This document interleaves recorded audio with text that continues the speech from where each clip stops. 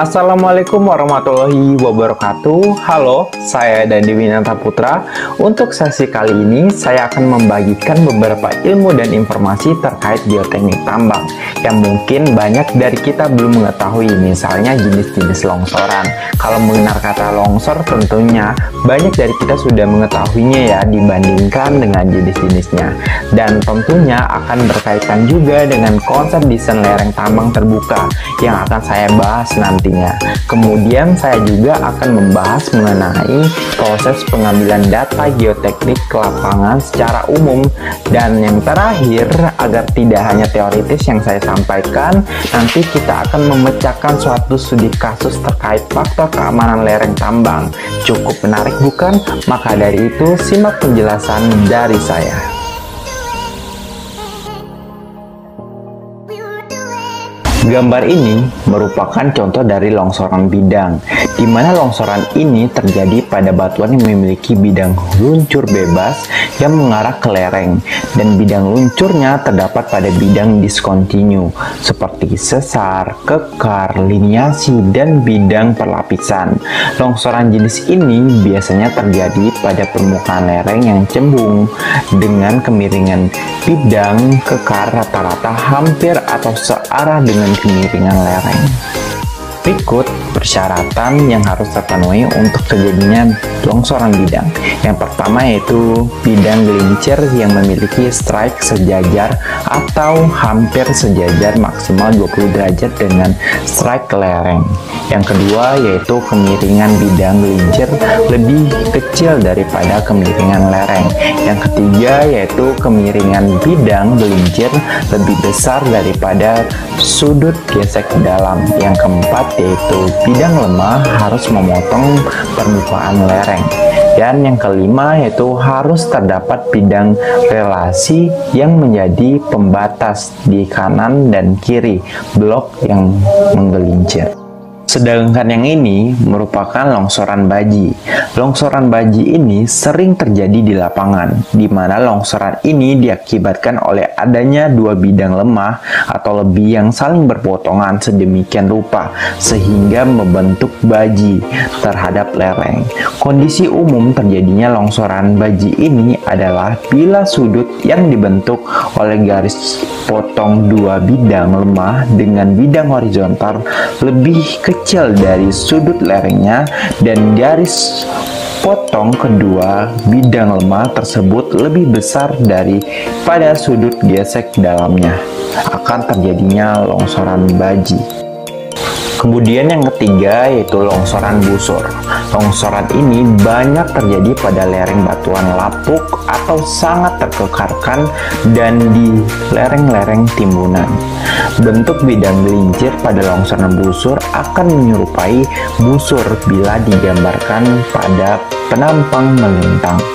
Longsoran busur dapat sering terjadi bila ukuran fragmen tanah atau massa batuan sangat kecil dibandingkan dengan ukuran lereng. Oleh karena itu, lereng yang tersusun dari material pasir, lanau, atau partikel lainnya yang memiliki ukuran lebih kecil memiliki kemungkinan besar untuk mengalami longsoran busur. Dan dalam analisisnya terdapat dua metode, yaitu Bishop yang mempertimbangkan kesetimbangan gaya dalam arah vertikal dan kesetimbangan momen pada pusat lingkaran bidang gelincir. Kedua yaitu metode Jambu, di mana metode ini mempertimbangkan kesetimbangan gaya arah vertikal dan horizontal, namun tidak mempertimbangkan kesetimbangan momen. Dan yang terakhir yaitu longsoran toppling atau longsoran guling. Longsoran ini umumnya terjadi pada lereng yang terjal dan pada batuan yang keras dengan struktur bidang lemahnya berbentuk kolom. Longsoran ini terjadi apabila bidang-bidang lemah memiliki kemiringan yang berlawanan dengan kemiringan lerengnya. Dalam analisisnya, biasanya akan ditinjau dari blok-blok batuan. Salah satu metode yang digunakan adalah metode kesetimbangan batas, di mana pada gambar ini terlihat bahwa suatu blok batuan dapat langsung terguling apabila titik beratnya berada di luar zona kritis dan sudah melewati batas kritis terhadap momen guling. Pada longsoran guling, tidak semua blok batuan langsung terguling.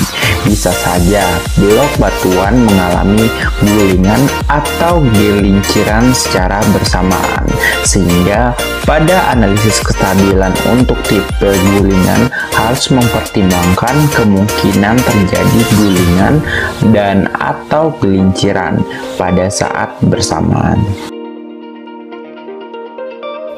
Proses desain lereng di tambang terbuka memiliki banyak langkah-langkah sebelum dilakukannya penutupan, dimulai dari pemodelan, domain, desain, analisis, dan implementasi. Pada tahap pemodelan dibutuhkan data-data geologi berupa kondisi geologi, struktur, geomekanika batuan, dan hidrologi daerah sekitar. Yang dari data tersebut akan mendapatkan model geologi yang setelahnya akan dapat menentukan jenis longsoran yang mungkin saja dapat terjadi di daerah tersebut. Ini dapat disebut dengan analisis awal.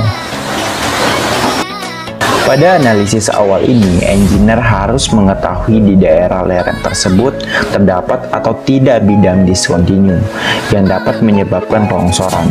Apabila ada bidang diskontinu, maka diperlukan penentuan karakteristik bidang diskontinu secara perinci. Selanjutnya, penentuan geometri lereng atau desain lereng yang mempertimbangkan banyak pertimbangan operasional seperti geometri bench di setiap lereng individu yang banyak dipengaruhi oleh jenis alat dan kapabilitas juga regulasi yang berlaku. Lalu geometri ram seperti jarak, lebar, kemiringan, dan juga kemiringan lereng, baik itu kemiringan individu maupun kemiringan keseluruhan lereng. Ini semua memerlukan pertimbangan operasional. Kemudian, pada tahap analisis kestabilan dilakukan pada dua macam lereng, yaitu lereng individu dan juga lereng keseluruhan, agar dapat terlihat kestabilannya. Apakah dengan kemiringan tersebut lereng sudah mencapai kestabilannya? Dalam menganalisis ini dibutuhkan banyak informasi seperti struktur geologi, kekuatan batuan, air tanah, dan in situ stress. Apabila desain lereng sudah mantap, maka dapat difinalkan desain tersebut sesuai dengan risk assessment yang dibuat. Setelah itu, tahap implementasi atau pembuatan lereng yang dilakukan dengan blasting, dithering, depresiasi, dan pemantauan desain apakah pemantauan telah sama dengan hasil perhitungan analisis yang dilakukan. Apabila diterima, maka desain lereng telah selesai. Langkah awal dalam metodologi analisis kestabilan lereng tambang adalah pengumpulan data yang dibutuhkan dalam analisis. Salah satu yang penting dalam melakukan analisis kestabilan lereng adalah pemahaman mengenai kondisi lapangan, yang mana di sini akan memperoleh kondisi aktual dari massa tanah dan batuan pembentuk lereng tambang. Pada prosesnya, yang pertama yang dilakukan adalah pemetaan topografi wilayah yang memberikan informasi tentang elevasi, sudut kemiringan, daerah aliran sungai, vegetasi secara umum, dan pola urbanisasi. Lalu pemetaan geologi untuk mengetahui sebaran batuan di wilayah tersebut, mengetahui tipe mineral, pembentuk mineral, lereng, dan mengetahui bidang-bidang diskontinu dan perlapisan pada lereng, di mana data-data ini dapat digunakan sebagai analisis awal longsoran, apa yang mungkin dapat terjadi di daerah tersebut. Kemudian dilakukan pengeboran geoteknik untuk mengetahui strata atau perlapisan tanah dan batuan di bawah permukaan bumi, jenis serta kondisi tanah dan batuan di daerah tersebut. Dalam hasil pengeboran akan memperoleh informasi berupa elevasi, kedalaman, deskripsi tanah dan batuan, dan contoh batuan. Pada pengambilan data geoteknik juga dilakukan pengukuran bidang diskontinu, salah satunya dengan metode scanline, untuk mengetahui jarak antar kekar yang mana nantinya akan digunakan sebagai salah satu parameter klasifikasi massa batuan. Lalu juga dilakukan pengujian mekanika batuan in situ, di mana pengujian ini dilakukan untuk mendapatkan karakteristik massa batuan di tempat asalnya, serta pengaruh-pengaruh cacat geologi. Uji in situ ini lebih menguntungkan dibandingkan dengan uji laboratorium. Karena kenapa? Karena volume batuan yang diuji lebih besar dan batuan lebih segar, sehingga lebih representatif dan lebih menggambarkan keadaan massa batuan yang sebenarnya. Contoh uji ini atau uji mekanika batuan in situ yang dapat dilakukan adalah block shear stress, rock loading test, in situ triaxial compression test, dan point load test. Oke teman-teman, untuk selanjutnya kita akan membahas mengenai studi kasus. Untuk studi kasusnya, sebuah lereng tambang dengan tinggi 12 meter dan sudut 60 derajat membentuk bidang longsor dengan sudut 35 derajat. Bila terdapat rekahan di belakang crash dengan kedalaman 4,35 meter dengan jarak 4 meter yang sudah terisi air dengan tinggi 3 meter, seperti gambar berikut. Kemudian parameter kuat geser sebagai berikut. Untuk kohesinya yaitu 25 kPa, kemudian sudut gesek dalamnya 37 derajat, serta bobot isinya yaitu 26 kN per meter kubik. Jadi untuk pertanyaannya, tentukanlah faktor keamanan lereng tersebut dengan menggunakan contoh perhitungannya. Menurut teman-teman, dari soal tersebut, apa yang harus kita lakukan pertama kali? Ya, benar sekali. Kita harus mengetahui variabel atau yang diketahui dari soal tersebut untuk mempermudah kita dalam perhitungan nantinya. Baik, dari soal tersebut tadi diketahui tinggi lereng yang kita simpulkan dengan H besar itu 12 meter. Kemudian kedalaman rekahan tarik yang kita simpulkan dengan Z 4,35 meter. Kemudian kedalaman air dalam rekahan kita simpulkan dengan ZW itu 3 meter. Kemudian untuk jarak rekahan tarik dengan crash yang kita simbolkan dengan B kecil itu 4 meter. Kemudian kemiringan lereng yang kita simbolkan dengan theta F 60 derajat. Sedangkan untuk kemiringan bidang lemah yang kita simbolkan dengan theta V itu 35 derajat, dan kemiringan lereng yang berada di atas crash yang kita simbolkan dengan theta S itu 0 derajat. Kemudian untuk kohesinya atau C itu 25 kilopascal. Kemudian untuk sudut gesek dalamnya itu atau tetanya itu 37 derajat. Sedangkan untuk berat jenis batuan yang kita simbolkan dengan gamma R itu 26 kN per meter kubik, dan berat jenis air sudah kita ketahui ya, kita pakai 9,81 kN per meter kubik. Kita mencatat yang diketahui atau variabel-variabel yang diketahui, kemudian kita tentukan faktor yang ditanyanya dengan menggunakan persamaan sebagai berikut. FK sama dengan kohesi dikali area bidang longsor ditambah gaya berat blok dikali kos kemiringan bidang lemah dikurang gaya angkat oleh air dikurang gaya tekan oleh air dalam rekahan tarik, kemudian dikali sin kemiringan bidang lemah, dan dikali juga dengan tangan sudut gesek dalam. Nah, semua itu dibagi dengan gaya berat blok dikali sin kemiringan bidang lemah ditambah gaya tekan air dalam rekahan tarik dan dikali kos kemiringan bidang lemah. Namun di sini harus kita perhatikan juga teman-teman, variabel-variabel apa aja yang belum diketahui. Coba kalian perhatiin. Ya, benar sekali. Yang pertama itu belum diketahui area bidang longsor atau A-nya. Kemudian gaya berat bloknya atau W-nya. Kemudian belum diketahui juga nih U-nya atau gaya angkat oleh air. Dan yang terakhir belum diketahui juga gaya tekan air dalam rekahan tarik. Nah, semua itu harus kita cari terlebih dahulu.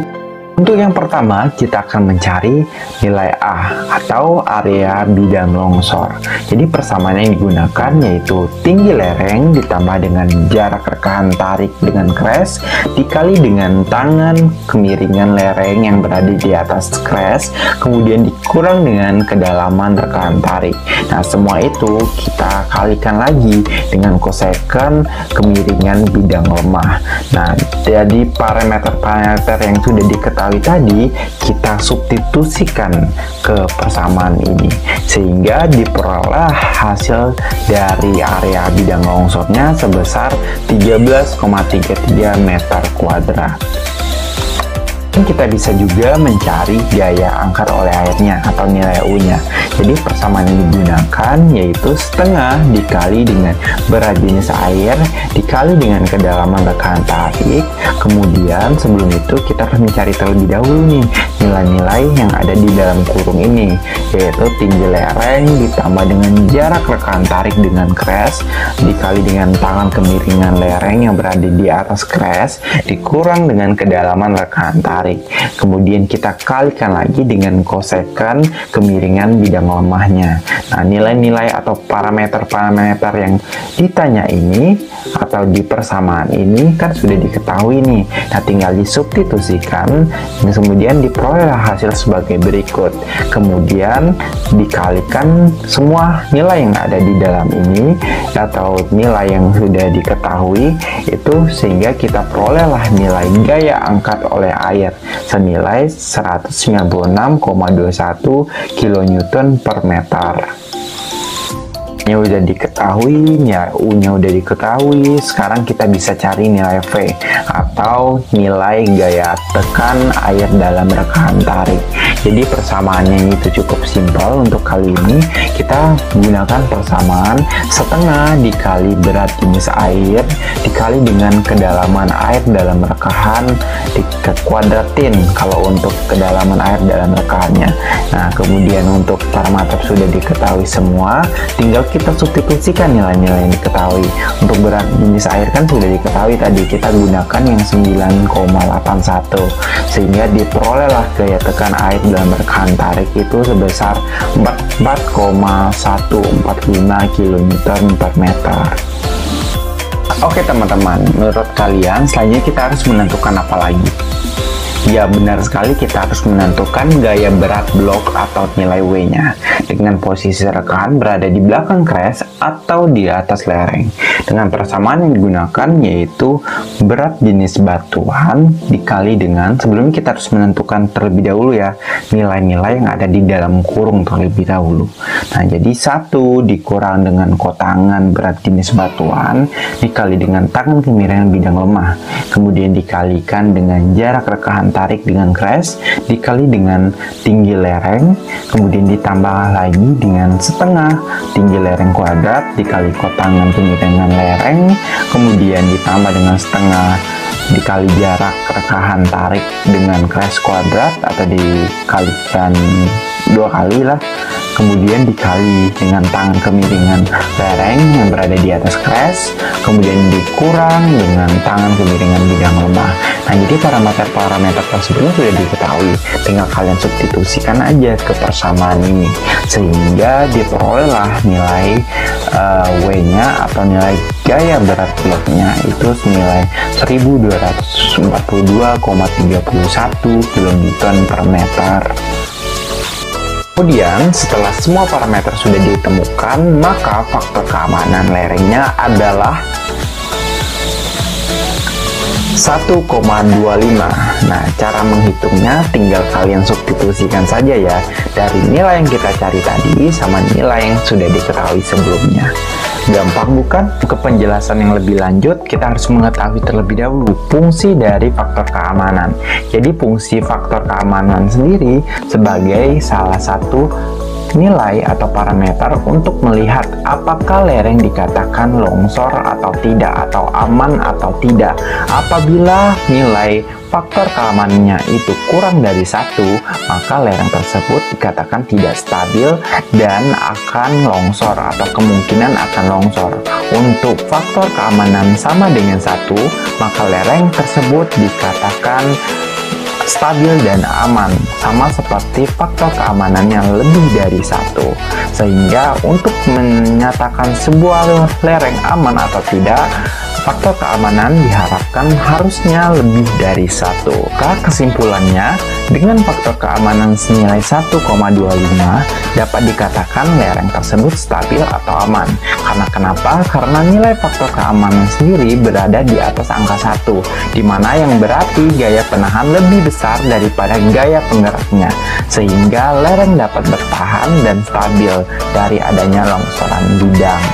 Itulah yang dapat saya sampaikan, semoga bermanfaat dan saya akhiri. Wassalamualaikum warahmatullahi wabarakatuh.